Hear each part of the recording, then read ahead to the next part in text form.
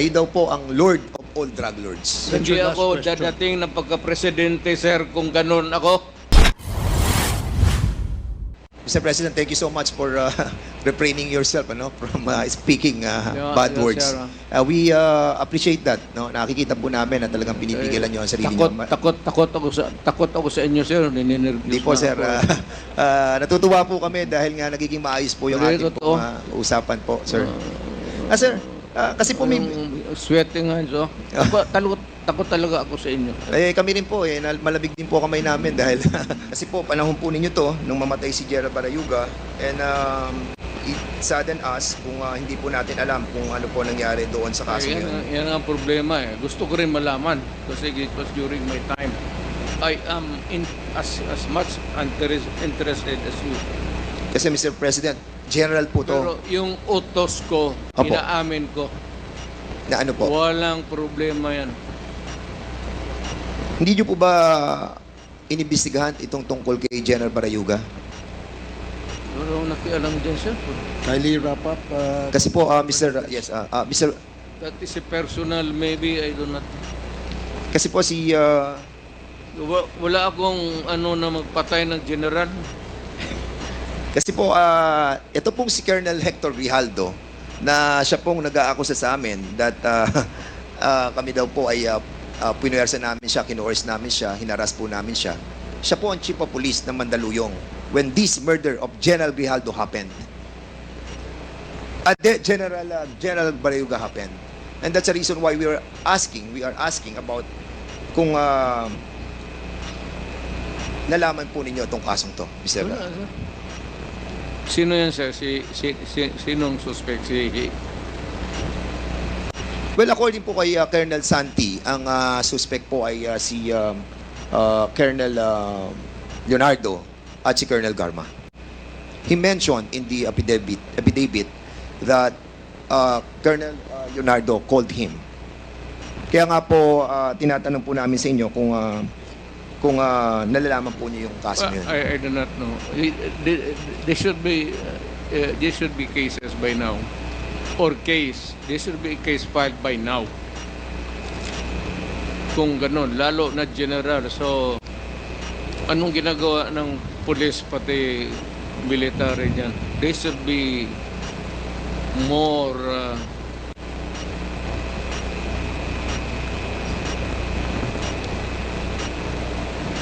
more active.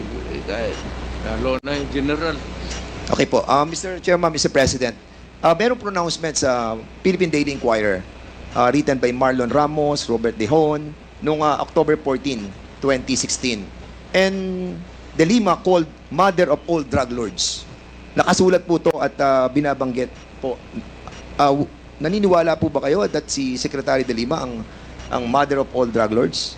Who said it, sir? According sa report ay mga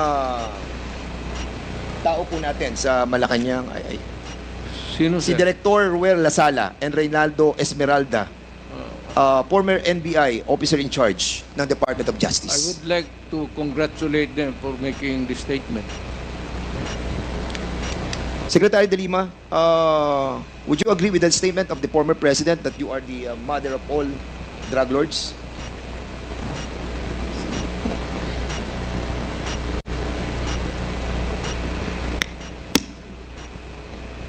Absolutely false. That is a fictitious, bogus allegation against me. And then they filed cases against me. Kinasuhan po ako nila ng mga kaso tungkol sa droga. Initially, consummated illegal drug trading. Inamend nila into conspiracy to commit illegal trading. 30 kaso yung sinampa sa akin. Absuelto na po ako dun sa 3 dahil wala po akong kinalaman sa illegal drugs. Kasama lang ho yan sa naging propaganda nila. Kasama lang ho yan dun sa mga para meron silang isang figure, a prominent figure, at si Senador De Lima ho yun noon, noong 2016, na doon ang magiging atensyon ng bansa, atensyon ng mundo, na itong babaeng ito ay the mother of all drug lords, the beloved drug trade queen. Ano pong nangyari dun sa mga nag-akusa sa akin? Yung mga beloved convicts, nung una, yun ang mga sabi nila, kung ano-ano mga sinabi nila na nag-raise funds ako.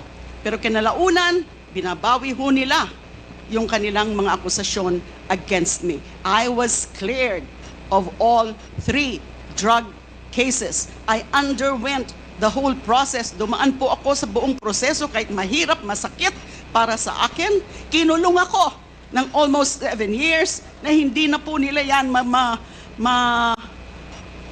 mababalikan dahil sa pagkagalit nung pinaka-mastermind nung pag-persecute sa akin na inimplement nung kanyang Secretary of Justice, si Vitaliano Aguirre. At meron pang mga ibang handlers na siyang mga kumausap dun sa mga nagtestigo against me. So that is absolutely false. That is a slanderous accusation against me. Thank you po. Mr. Chairman, Mr. President, meron po ako nabasa na news observer noong 2017.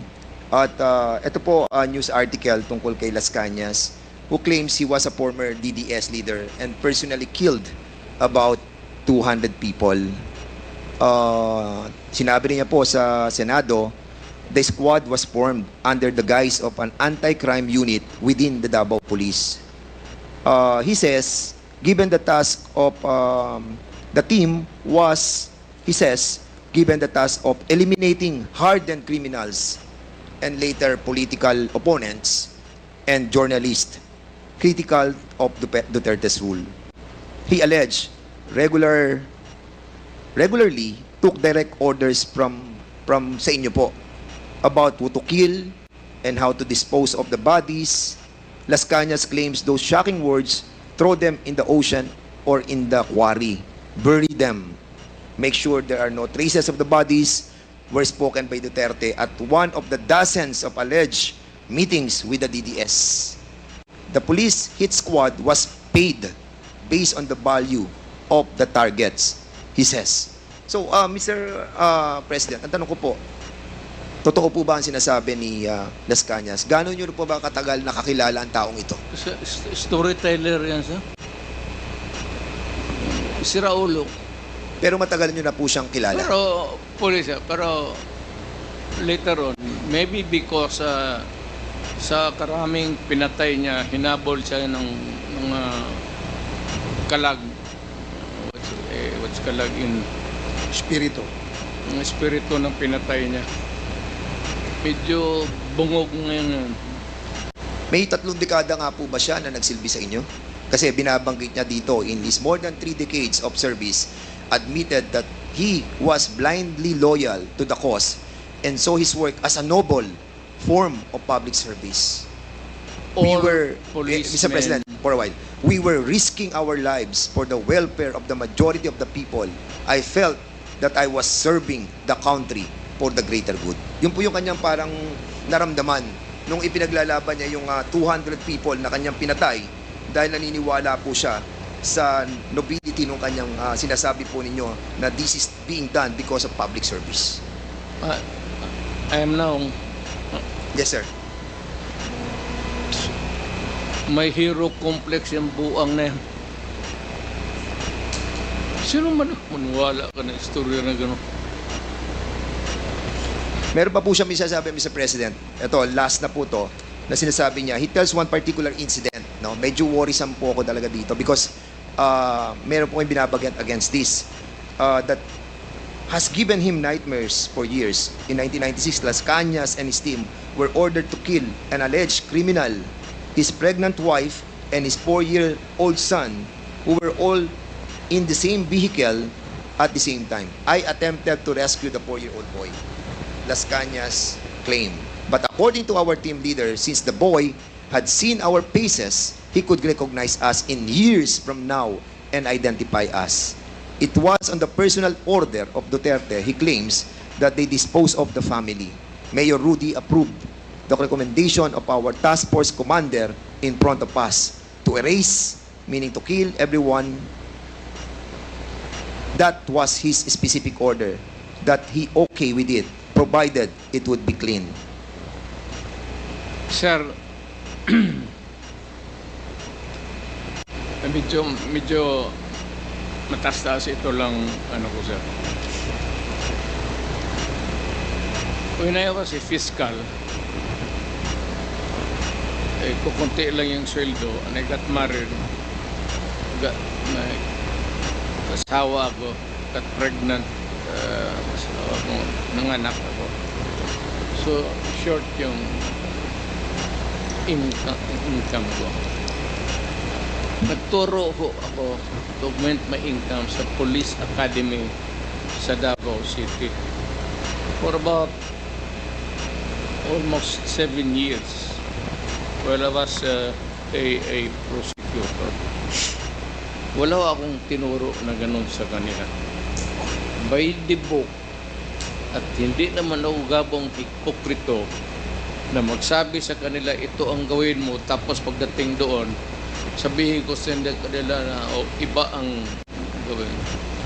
That's a very complex thing to do kung ako ang tinutukoy mo sa pangyayari niya. I cannot imagine myself of teaching criminal law sa Police Academy doon, pagkatapos iba ang sabihin ko sa kanila sa likod. How? Mr. President, if I may, no? Sinabi rin po ni Las Cañas dito that kayo raw po yung Lord of all drug lords. Ano pong masasabi niyo po dito? Ano po? Kayo daw po ang Lord of all drug lords. I cannot. Ikaw, alam mo man ako, sir. Papabili siguro ako ng mga aspirin, gano'n, pero Paki-explain po properly, Mr. President. Hindi po namin masyado maintindihan. hindi ako dadating ng pagka-presidente, sir, kung gano'n ako. Sir, can you kindly tone down your voice? Oh, yeah, yes. We're just trying was to... just no, emphasizing Mr. President, the we're just point asking na that to clarify your alam ng statements. pulis, alam ng lahat ng tao ng Pilipinas, mayor ako, hindi ako dadating ng pagka-presidente kung ganun ako katurpe. Hindi, sinasabi That's your lang po last namin, Mr. question, President, Congressman kung Fernandez. kayo po yung Lord of all drug lords na sinasabi po ni Arturo Las Cañas. Yun po ang tinatanong ko.